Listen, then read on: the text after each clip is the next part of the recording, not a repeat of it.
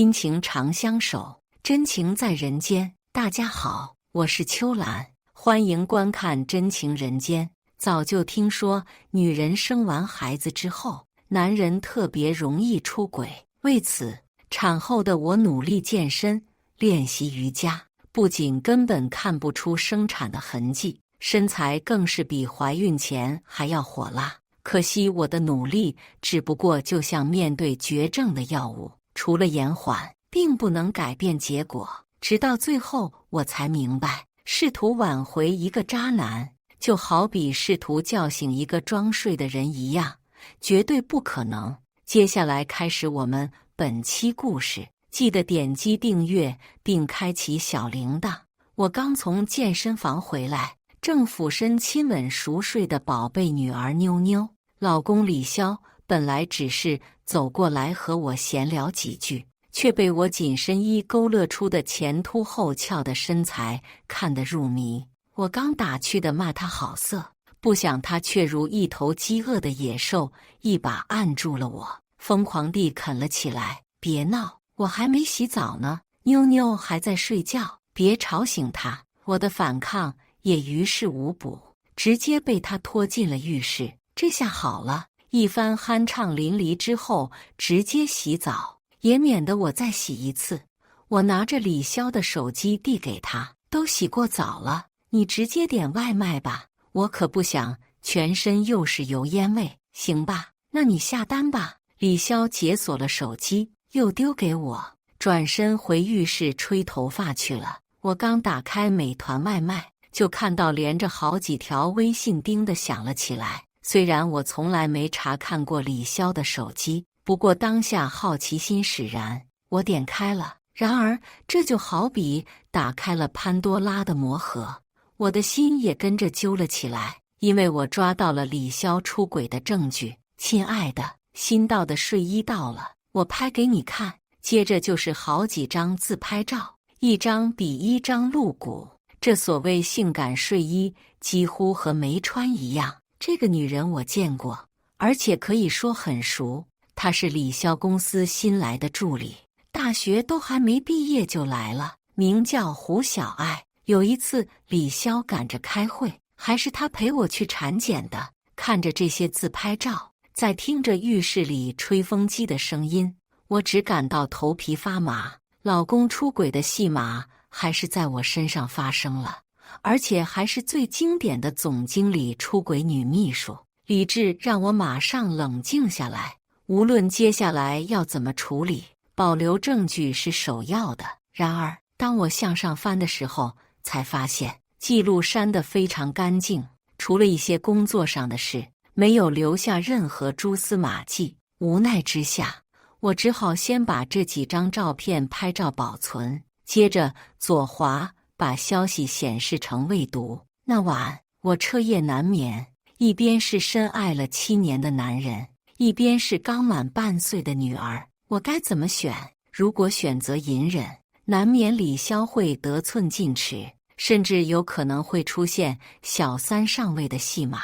但是如果直接撕破脸，那我和女儿该怎么办？自从怀孕之后，我就辞去了公司财务的工作，全靠李潇养着。他的年薪高达70万，家里的所有开销都是他在承担。除此之外，他每个月还给我1万元的生活费。说实话，这样安枕无忧的经济基础，我很难光明正大的反抗。即使为了尊严离婚，我也不希望女儿以后在一个单亲家庭里长大。歌德说过，没有在长夜痛哭过了的人，不足以谈人生。而我在长夜痛哭过后，懦弱地选择了原谅。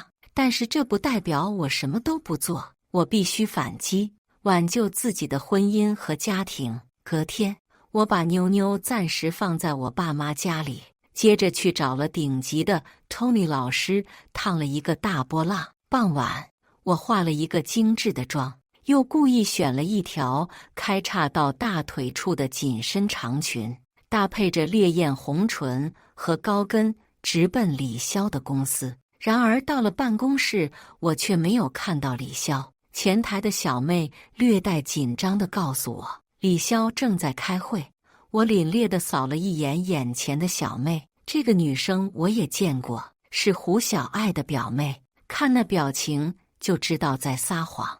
我曾是这家公司下属分公司的财务人员，虽然不常来，但是好歹也是职场里混了6、7年的老人，这点话术就想骗我？他看我盯着自己，脸上露出一阵慌乱，却不敢拿手机通风报信。我冷笑着说道：“那麻烦你带我去会客室吧，顺带我和李姐、孙总聊聊天。”小妹脸色苦得都快滴水来。那我汇报一下吧。话音刚落，就听到门禁处有人刷卡进来了。我回头看去，正是李潇和胡小爱，两人有说有笑的回来了。要不是他们手上提着一打咖啡，我估计早就手牵手了吧。看到我那一刻，李潇和胡小爱几乎同时呆立在原地，这也很正常。别说结婚之后我没这般打扮，就是交往那会，李潇也没见过我这般性感精致。我故意拨了一下垂在胸前的长发，露出深邃的事业线，不仅勾着李潇的目光，更是对胡小爱的宣战。比我小10岁又如何？姐姐我本来身材就好，加上这小半年的健身，韵味更是达到成熟女人的峰值。胡小爱脸色骤变，用手拉了拉领口，恨不得直接把身上的衬衫扯烂，和我拼个高下。见他们都没说话，我故意一把上前搂住李潇，笑盈盈地说道：“老公，你晚上要加班吗？不加班的话，一会我们去吃西餐吧。”李潇一脸慌张，但是手却很自然地搂住了我的腰。没等他开口，胡小爱直接不怀好意地说道：“希姐，李总今晚还约了人开会加班，恐怕没空陪你吃西餐了。”说着，他又笑着从手里的一打咖啡里递了一杯给我。“希姐，喝咖啡吗？”李潇面露难色地看着我，又看了看胡小爱。胡小爱更是蹙眉望着李潇，无辜的眼神似乎在逼迫李潇做选择。他急了：“很好，我只是略施小计。”他就慌了。我正想着怎么接话，这时背后传来了招呼声：“哇塞，这不是小希吗？这么多年不见，越来越漂亮了。”说话的人是郑总，也就是这家公司的股东之一，算是李潇的老板。和他一起来了还有另外2位男人，也都是公司的股东。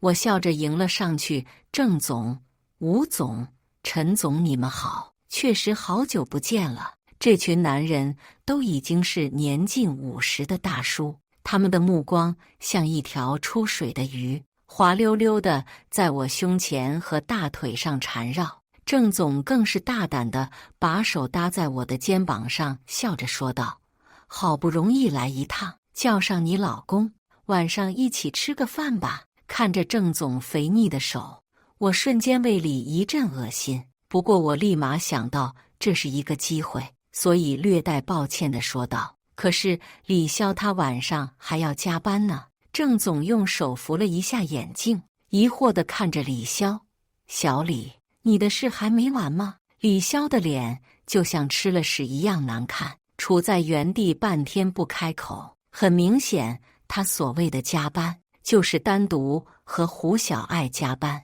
毕竟胡小爱刚买了新睡衣嘛。这时一旁的陈总开口了：“那没事，小李你先加班，我们和小希先去吃饭，还是老地方，你弄完尽快来，好吧？”“不用。”李潇几乎没有思考，脱口而出，更是一把把我拉到了自己的身边，接着笑着说道：“就一点小事，我交代其他人就好了，难得几位老总有空，今晚我请。”“哼，男人自己怎么偷吃都可以，但是老婆仅仅是被其他男人看一眼，立马就坐不住了，生怕头顶长草原。”李潇一边走一边紧紧地牵着我，完全忘记了一旁的胡小爱。我转头轻蔑一笑，不言不语地凌迟着他的高傲。胡小爱看着我，攥紧了拳头，眼里就差喷出火了。然而我低估了他，我以为的下马威，却成了他反击的决心。之后的1个多月，我经常中午去李潇公司和他吃午饭，有的时候下午健身完还会带点水果上去找他。李潇每次看到我来，都会立马停下手里的工作，紧张地来牵我。当然，这种紧张和以前的紧张是截然不同的。他不是怕我发现什么，而是担心我穿得太性感，被公司其他男人惦记。胡小爱一开始总是对着我各种酸言酸语：“希姐又来查岗啊，希姐一天天都这么闲，真让人羡慕。李总有希姐你这老婆，真是好福气。”可是没过多久，他就不再理会我，甚至看我的眼神还有一丝挑衅。女人的直觉告诉我，这里面一定有问题。果不其然，不久后，我在李潇身上找到了蛛丝马迹。严格来说，应该是胡小爱故意留给我的挑衅。李潇衬衣脖梗背后的口红印，李潇车上被扯破的女性丝袜，甚至包里携带的避孕套。那一刻，我懵了。难道我如此用心的挽回，真的没用吗？我努力管理身材，李潇却努力管理时间。就在我犹豫的时候，胡小爱直接开启了反击。那天一个小号加了我的微信，接着发来了一整段的聊天记录。爱意，你别生气，我最爱的还是你，身材再好又怎么样？没有情趣，和你这只小狐狸不能比呀。今晚我得早点回去，免得被你希姐发现。见我没有回应，胡小爱更是不装了，直接发照片和视频，而且高清无码还露脸。我就看了一段就关了，那画面污秽的堪比岛国小电影，言语更是下流到了极致。我努力让自己平复，但是不争气的眼泪还是夺眶而出。那一刻，我终于明白，有些事和你本身无关，更不是你努力挽回就能改变的。你的隐忍只会换来更大的难堪。所以我想清楚了，这婚必须离，现在只剩下撕扯最后的利益了。我把这些记录备份打印好，晚上全部丢在桌面上，等着李潇回来。老婆，我回来了。李潇依旧像往常一样开心地喊道，只不过我没有像往常一样热烈地跑去迎接他。李潇走进客厅，看到我双手环抱，一脸严肃，他嘴角的笑容也渐渐消失了。老婆，怎么了？我用手指了指桌面的照片，看看自己干的好事。李潇拿起照片，脸色瞬间惨白，额头更是渗出了细小的汗珠。老婆，不是你想的那样。见我没说话，李潇也知道解释没用，立马跪在我面前，拉着我的手。老婆，是我的错，我心里最爱的还是你。这言下之意，你的心和下半身是分开管的。我一时糊涂，都是这个胡小爱，我明天就把她开除。你别生气好吗？道歉的语录都是如出一辙，一点心意都没有。我懒得听下去，离婚吧，好聚好散。闻言，李潇直接站了起来，咆哮：金熙，我不就是犯了男人都会犯的错吗？离婚你舍得让妞妞生活在单亲家庭吗？明明犯错的人是他，现在却拿着刀子往我最痛的地方捅。我对着李潇歇斯底里地吼道：你不配提妞妞。李潇自知理亏，只好坐在一旁，尽力和我说着好话。我看着那张曾经深爱过的脸，摇了摇头，别说了，离婚对我们都好。说完，我把准备好的离婚协议丢给了他。李潇的眼神瞬间变得恨厉：金熙，你想要我净身出户有？你凭什么？家里所有东西都是我出钱的，包括就凭你婚内出轨，就凭胡小爱发给我的证据，如果不够，我不介意把这些东西发给郑总、陈总他们，看看你这个总经理职位保得住吗？啪！李潇直接一巴掌招呼了过来，嘴里喘着粗气，欺人太甚。我擦了一下嘴角的血迹，笑了。曾经信誓旦旦说要把我宠成公主的人，现在居然因为自己出轨而打了我。也好，这一切都被我放在桌面上的另一台手机记录了下来。我指了指桌面的手机，我不介意再加一条你家暴的罪。李霄风一般的冲向手机，我却冷笑着说道：已经共享到我这，上传到云端了，别白费力气了。李潇服软了，最终还是在离婚协议上签了字。毕竟这份工作对他来说更重要。1个月后，我们去领了证，而胡小爱也来了，更是一脸胜利者的姿态看着我。有些女人真惨，虽然分到了几百万，又能怎样呢？一把年纪了，还要重新找工作。我走到胡小爱身边，轻声说道：谢谢你接盘。不过你要加油，小心欢欢和美美，好像还有一个叫珊珊的，祝你幸福。闻言，胡小爱整张脸都扭曲了。一个小三最怕什么？能抢走别人的男人。不是你厉害，是这个男人不忠。所以胡小爱最害怕李潇会被和她一样的女人抢走。我就偏偏利用她的多疑，随便营造几个小四小五就能拿捏他，想和姐姐斗，再练几年吧。半年后，听说胡小爱怀孕了，天天逼着李潇娶她。李潇本来就是玩一玩，又怎么会同意呢？所以胡小爱就天天查岗。有一次看到李潇和一位女顾客吃饭，胡小爱直接上前送了女顾客2个耳光。这一下，公司的项目没了，还得罪了一个大客户，就连郑总亲自出马道歉也没用。毫无疑问，李潇被炒了鱿鱼。李潇把这一切怪罪到了胡小爱头上，不仅天天家暴，还逼着胡小爱找家里要钱给他创业。胡小爱想要分手，李潇也破罐子破摔，拿出之前胡小爱发给我的那些视频。你不是很喜欢发视频吗？大不了发出去，一起死，反正我什么都没有了，看看谁敢娶你。